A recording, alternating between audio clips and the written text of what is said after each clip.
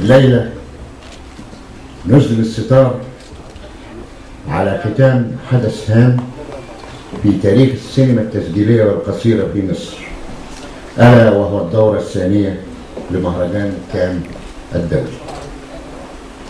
وقد مثلت هذه الدورة في هذا التوقيت بكل أنشطتها وعروضها وندواتها مثلت تأكيدا حقيقيا لدور صناعة السينما التي عرفتها مصر منذ اللحظات الأولى لنشأتها، متقدمة على دول عديدة لم تتعرف على هذا الفن الرفيع إلا بعد مصر بسنوات عدة.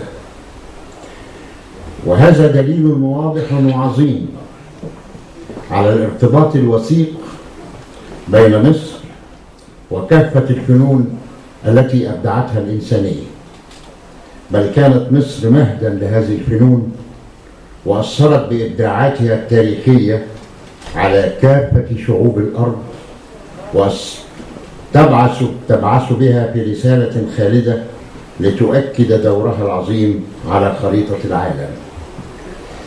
أرجو المزيد من هذه المهرجانات والأنشطة الفنية والفكرية بإسهام كبير من شباب الفنانين الذين هم الزخم الحقيقي الواعي لضمير هذه الأمة.